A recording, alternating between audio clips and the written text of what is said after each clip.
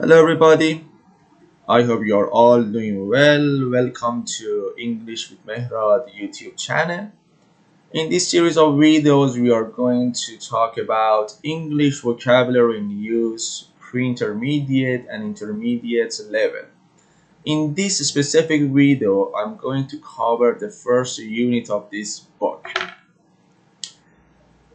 The first unit is about how to learn new vocabulary.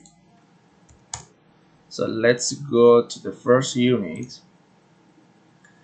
As I said, in this unit, we are going to learn how to go through a bunch of vocabulary, how to review them, and how to memorize them. It's a good idea to have a routine when you use this book. Routine here is something you do often and usually in the same way. We have daily routine, we have weekly routine, we have also monthly routine. A weekly routine, when you study a new unit for at least means minimum, not less than. So a new unit for at least 30 to 45 minutes. A daily routine when you revise. Revise means to review. Revise is the British word and review is the American word. Study again. You may only need to revise for 5 or 10 minutes each day. Over to you means now it's your turn. You need to answer these two questions. As an example, how often can you spend at least half an hour or 45 minutes on a unit? As an example, we can say uh, we can say we can spend 45 minutes every day or every other day. Every other day means that you study, as an example, today, then you don't study tomorrow, and then you study the day after that. So it's every other day.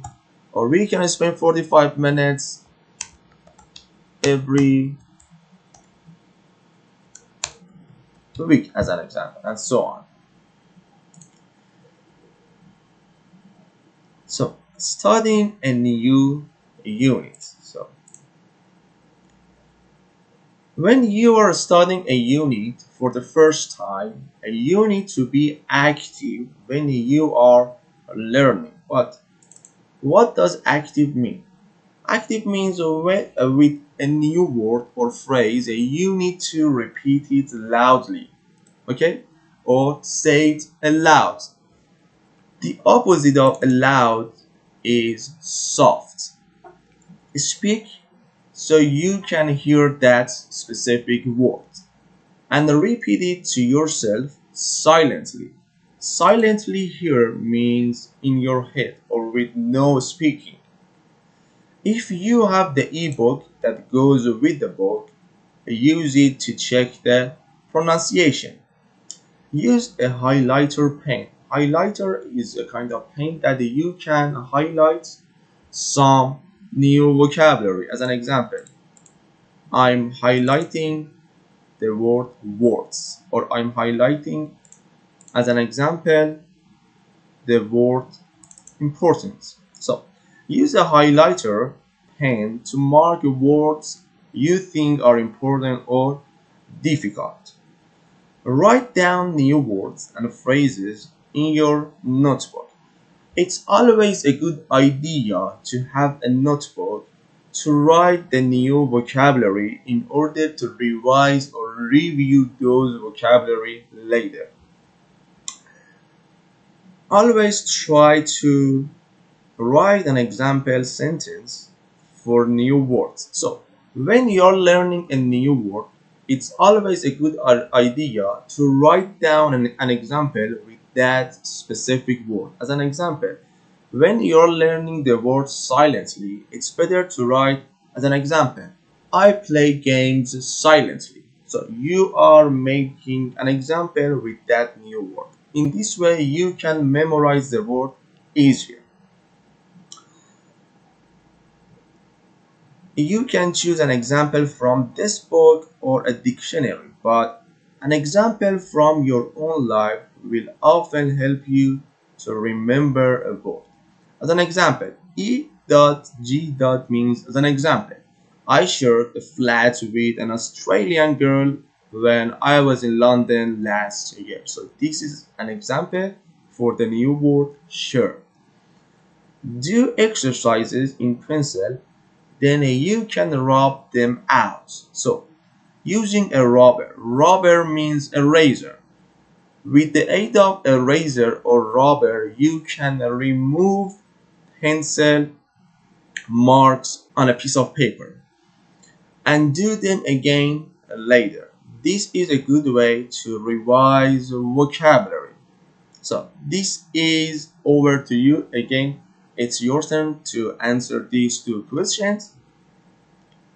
So now it's time to see how we can revise or review a unit. So for studying a unit, that was better to study for 30 to 45 minutes per day or every other day or in a week. So you need to have a routine when you want to study new vocabulary. Well, what about the revising a unit? So when you're revising a unit 1 or 2 days later, it is also important to be active as possible. Test yourself. As an example, look at the word and cover the meaning. So what does cover the meaning?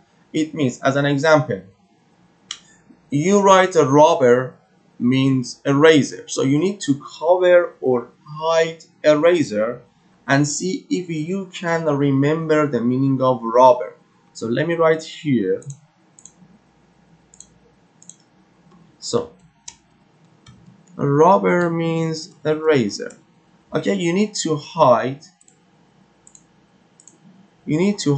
the word eraser, not to see this word here, and guess the meaning of rubber. So can you remember what the meaning is? If you cannot check the meaning, then come back to the word in 5 minutes time and test yourself again. Look at what you wrote in your notebook when you first studied the unit. Is there any new information you want to add? As an example, something about the pronunciation or a common word partner. Diagrams may help you to organize some of the vocabulary differently and help you to remember it. This is the example of a diagram. So just imagine take is a new word for you. So this diagram you have written for sentences and questions. Who took my pen? So the past tense of take is took. Who took my pen? Or let's take a break now. I took notes during the lecture. What size shoes do you take? So in this way, you are memorizing the word take. So expanding your vocabulary. When you learn a word, as an example, dirty, think of synonyms. Synonyms are the words which have the same meaning as the original word. Words with a similar meaning or opposites in your language. Look them up in a bilingual dictionary to find the English words, then look up the English words in an English dictionary to check the meaning. From this, you will find that the opposite of dirty is clean, and you may also find filthy. Filthy means very dirty or extremely dirty. So, expanding means making something bigger. So now it's time to do the exercise.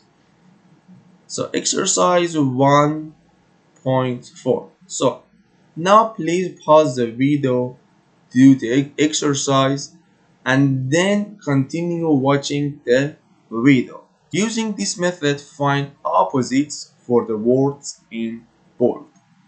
My room is very clean. So the opposite for this bold word is dirty. It's a permanent job. So what is the opposite of permanence? The opposite of permanence is temporary.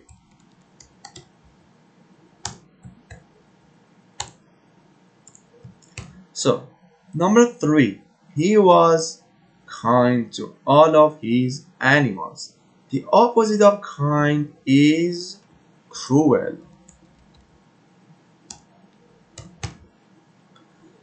Babies have very soft, smooth skin. What is the opposite of smooth? The opposite of smooth is rough. And the synonym of smooth is soft.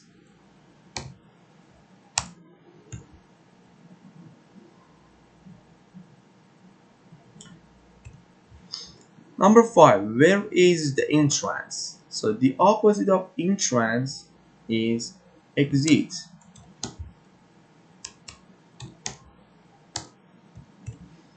Number 6, was the verb dead?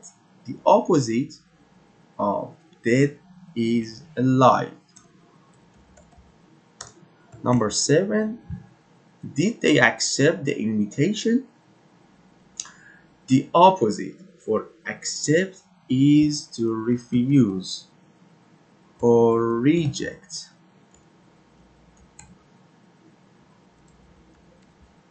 Or decline. Okay, now it's time to go to exercise 1.5. Use a dictionary to find the related parts of speech for the words in bold. So again, the same as exercise 1.4, please pause the video, think about the questions and the verbs and nouns, then do the question and exercise, and after that continue watching the video. So she gave me some advice. Advice is a noun. The verb for advice is advise. Okay, this is advice, this one is advise. Number 2, we mustn't argue. So argue is a verb. The noun for argue is argument. Number 3, I will have to revise this unit. So revise is a verb. And as I said, the synonym of revise is review. So revise is a verb and the noun format of revise is revision. Number 4, is there a choice? So choice is a noun. So the verb format of choice is choose. Number 5, I want to expand my vocabulary.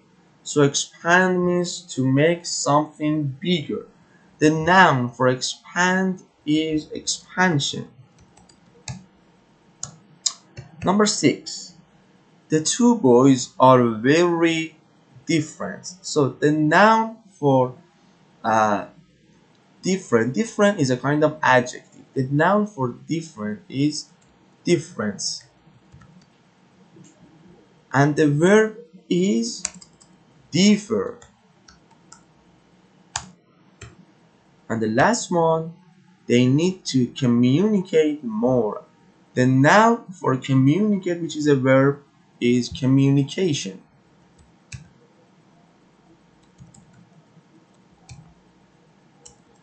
And the adjective for communicate is communicative.